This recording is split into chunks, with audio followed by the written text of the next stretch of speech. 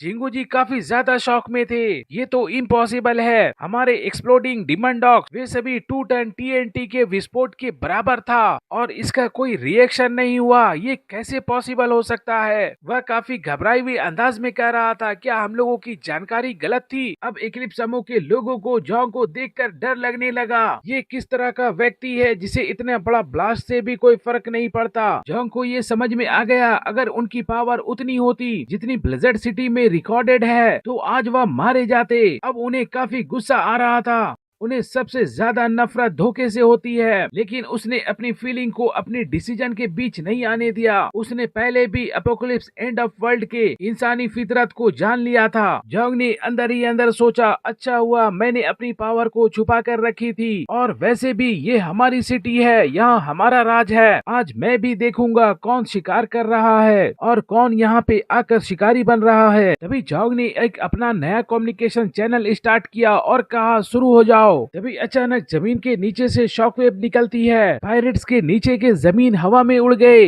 24 में यह एक मिलिट्री बेस की तरह का जगह था, जहाँ पे चेंजिंग वन ने ट्रैप के तौर पे विस्फोटक भर रखा था। ये सब जॉन्ग का एक हिडन ट्रैप था। तियानलोंग पायरेट्स के पैरों के नीचे से ब्लास्ट होना शुरू हो गया। ब्लास्ट का इम्पैक्ट काफी ज्यादा था। बर्फ और जमीन के टुकड़े वहाँ पे बिखर गए। जो पायरेट्स ब्लास्ट के बिल्कुल करीब थे, उन्हें बचने का मौका नहीं मिला। जॉन्ग कह रहे थे, ये हमारा त्यानाई सिटी है, ये हमारा अपना बैटलफील्ड है, और क्या ट्रैप लगाना सिर्फ तुम लोगों को ही आता है? तुम सभी लोगों ने त्यानाई सिटी में आने की बहुत बड़ी गलती की है। तभी अचानक वहाँ पे बर्फ गिरने लगी, तेज हवाएं चलने लगी, जिसकी वजह से कुछ नजर नहीं आ रहा था। सभी पायरेट्स को डर लगने लगा। उनके बीच अफरा तफरी और अराजकता का माहौल बन गया। उन्हें समझ में नहीं आ रहा था, अचानक त्यानाई सिटी का मौसम इतना बिगड़ कैसे गया। बर्फ और तूफान काफी स्पीड से चल रहे थे। कुछ नॉर्मल लोग जो कि अभी अभी घायल हुए थे, उनके लिए तो और बड़ी मुसीबत थी। वे लोग काफी मुश्किलों से अपने आप को संभाल पा रहे थे। थोड़ी देर बाद ब्लास्ट और बर्फीले तूफान की वजह से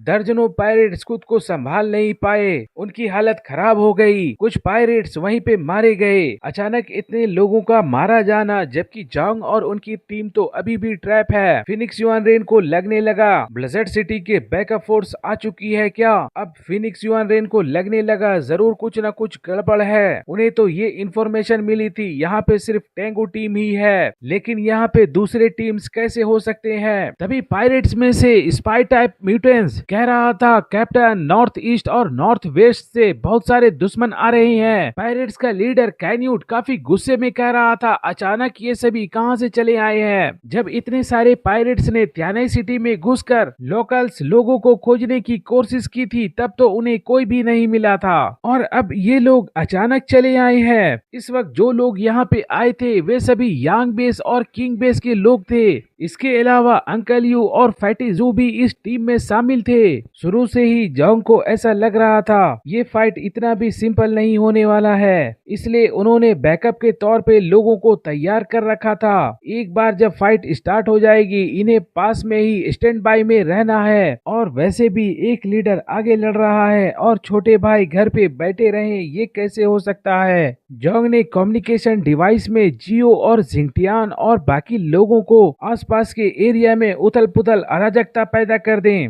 लोगों की दृश्य को ब्लॉक करें, लेकिन आप लोगों को बैटलफील्ड के करीब आने की कोई जरूरत नहीं है, क्योंकि जॉन्ग को पता था कि ये लोग उतने ज्यादा स्ट्रांग नहीं है। चुनली और जुगे ने आइस स्टॉर्म को क्रिएट किया ताकि जॉन्ग के लिए एक एस्केप रूट बनाया जा सके। अंकल ने भी जॉन्ग के दिए हुए GPW2 से एक एक करके पायरेट्स को गिराना शुरू कर दिया।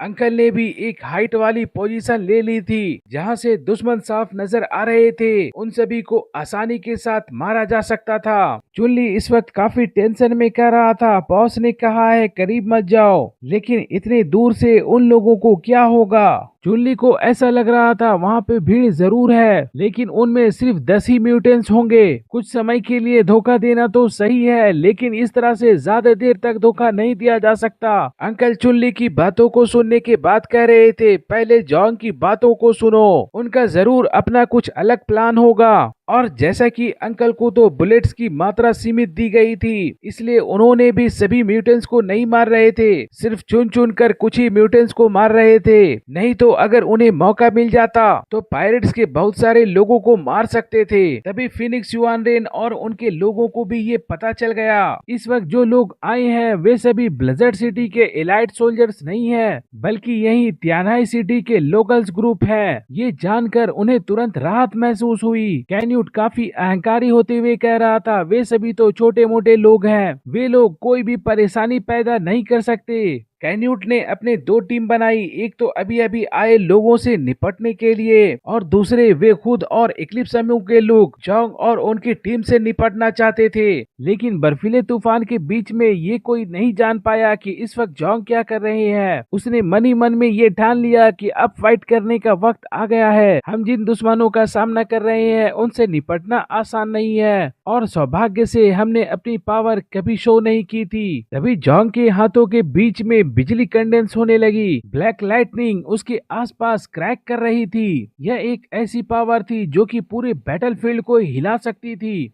जिन लोगों ने पहले नहीं देखा था वे तो शॉक में पीछे हट गए। टीम के सारे लोग सोच रहे थे ये कैसी पावर है जो कि काफी खतरनाक अटैकिंग पावर लग रही है। आज तक पहले किसी ने जोंग की ये पावर नहीं देखी थी। लेकिन टीचर लियान और शिकिंग उतना ज्यादा शॉक नहीं लग रहे थे। उन्हें पहले से पता था जोंग के पास एक हिडन ट्रम्प कार्ड होता है जो कि वह किसी को नहीं दिखाता है। लोग उसे जितना कमजोर समझते हैं वह उतना कमजोर नहीं है। जोंग ने वॉइड की पावर को कंडेंस कर दिया था। उस बॉल के आसपास बिजलियां कड़क रही थी, स्पेस भी क्रैक हो रहे थे। जोंग ने सभी से कहा, जितने जल्दी से जल्दी हो सके मुझसे दूर हो जाओ। टीम के सारे लोग वैसे भी जोंग को डिस्टर्ब नहीं करना चाहते, सभी लोग पीछे हट गए। दूसरा सेफ्टी पर्पस से भी उन्हें पीछे हटना पड़ा। जोंग को ये पता था इस केज को तोड़ने के लिए कैन्यूट के पीछे वह व्यक्ति है, उसे टारगेट करना है। जोंग ने उस स्पेस कंडेंस बॉल को हवा में उछाला, अपनी 20x स्पीड को एक्टिवेट कर दिया।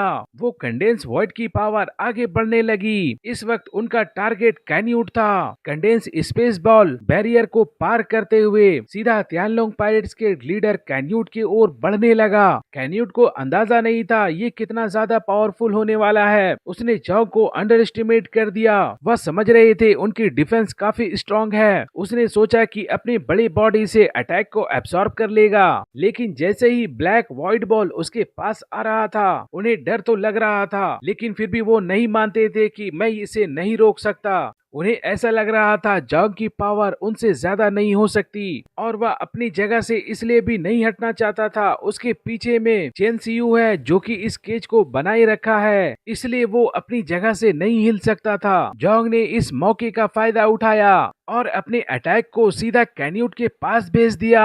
अपने हाथों से कंडेंस स्पेस बॉल को फटने के लिए इशारा कर दिया। अब मरो तुम सभी। अगले ही पल उस स्पेस ब्लैक बॉल की वजह से पूरा एरिया ढक चुका था। उसके पास जाते ही काफी बड़ा ब्लैक बॉल बन चुका था जिसमें काफी ज्यादा डिस्ट्रक्टिव पावर महसूस हो रहा था।